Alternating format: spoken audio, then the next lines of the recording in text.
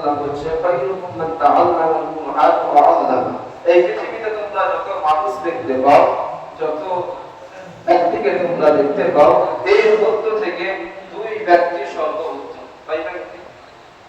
আর বলেন না, দুই ব্যক্তি সর্বোত্তম ভালো মানুষ। দুই ব্যক্তি ভালো মানুষ, এক হলো যারা কোরআন পড়ে, যারা কোরআন পড়ে শেখে এবং যারা শেখায়।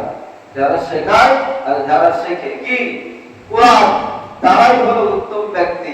তাহলে এবার দেখেন, আমরা যদি উত্তম ব্যক্তিদের মধ্যে যেতে চাই তাহলে আমাদের কোরআন শেখাতে হবে, না হয় বলে শিখতে হবে। কারণ আল্লাহর কোরআন যদি আমরা শিখতে পারি, আল্লাহর কোরআনের প্রতি যদি আমরা মহব্বত রাখতে পারি, এই কোরআন কিয়ামতের ময়দানে তোমার আমার জন্য সুপারিশ করবে। বলি সুবহানাল্লাহ।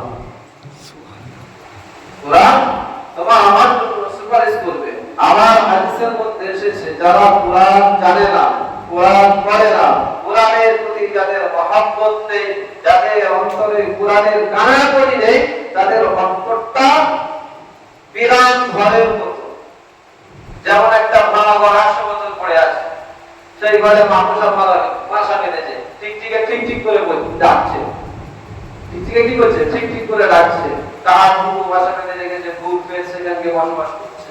তো নবীজি বলছেন, তিরমিজি শরীফের হাদিসে আছে, তার কিতাবের মধ্যে একটা কিতাব হলো তিরমিজি শরীফে, এইরকম মোটা এইরকম কিতাবটা, সেই কিতাবের মধ্যে লেখা আছে, নবী সাল্লাল্লাহু আলাইহি ওয়াসাল্লাম বলছেন, যে ব্যক্তির অন্তরে কোরআনের কিচ্ছু নাই, ওই ব্যক্তির অন্তরটা ওই ভাঙা আবর্জনাযুক্ত এবং শয়তানের বাসা আঁকড়া ঘর হয়ে যায়।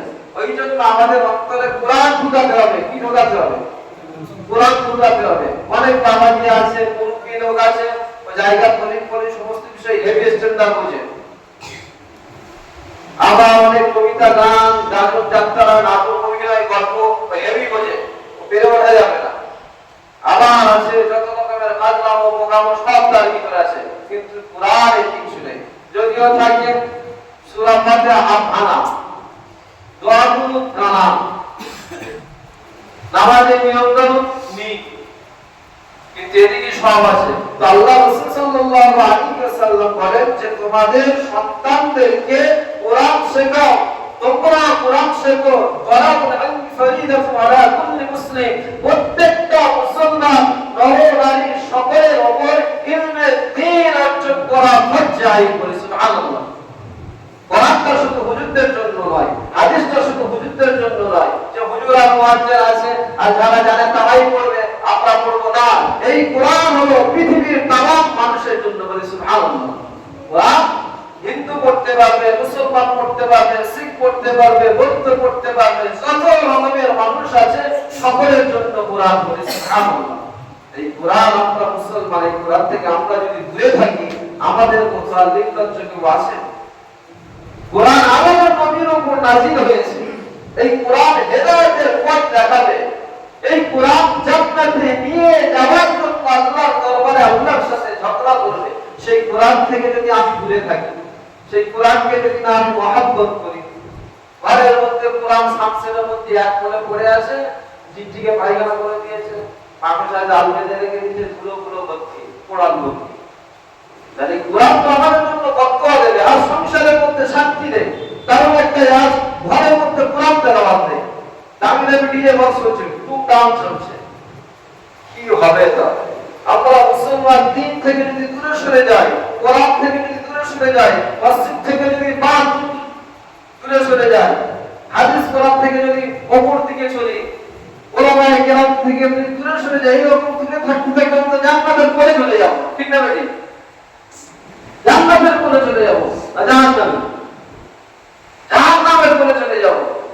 নবী সাল্লাল্লাহু আলাইহি ওয়াসাল্লাম বলেছেন, উক্তু আলিমান আও মুতাআল্লিমান আও মুসতামিআন মুহিব্বান ওয়া লা তাকুল খামিস ফাতালি। তোমরা চার শ্রেণীর মধ্যে থাকো, চার শ্রেণীর মধ্যে থাকো। এক নম্বর, উক্তু আলিমান, তোমরা প্রত্যেকেই জ্ঞানী হও, প্রত্যেকেই আলেম হও। কি বলছে নবী সাল্লাল্লাহু আলাইহি ওয়াসাল্লাম? বলছে যে তোমরা প্রত্যেকেই আলেম হও, জ্ঞানী হও। যদি তোমরা আলেম না হতে পারো, জ্ঞানী যদি না হতে পারো, কোনো কারণবশত, তোমরা আলেমদের ছাত্র হও। কি হও? ছাত্র হও। যদিও তোমরা আলেম হতে প্রাপ্ত হতে পারোনি, তাহলে আলেমদেরকে বন্ধু বানাও। কি বানাও? বন্ধু বানাও। যদিও তোমরা বন্ধু বানাতে পারোনি, তাহলে তোমরা আলেমদেরকে দূর থেকে সম্মান করো, জ্ঞানীদেরকে দূর থেকে সম্মান করো। ফাতাহ আলী তোমরা 5 নম্বরে যে ওরা ধ্বংস হয়ে যাবে। কি হয়ে যাবে?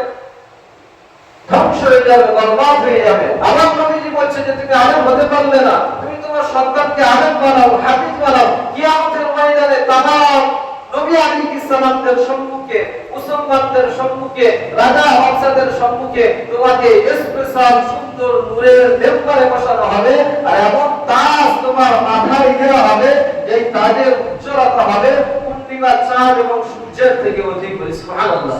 কিসের কারণে? নিজের ছেলে মেয়েকে হাফেজ আলেম বানাবার কারণে পিতার সেই সম্মান পাবে।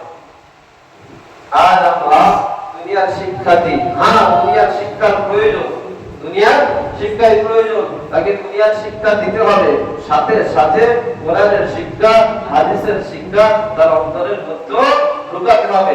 এটাই আমাদের কর্তব্য। তো যাই হোক, আল্লাহ তাআলা আমাদের সকলকে কোরআনকে ভালোবাসা এবং কোরআন শেখা, কোরআন অনুযায়ী আমল করার তৌফিক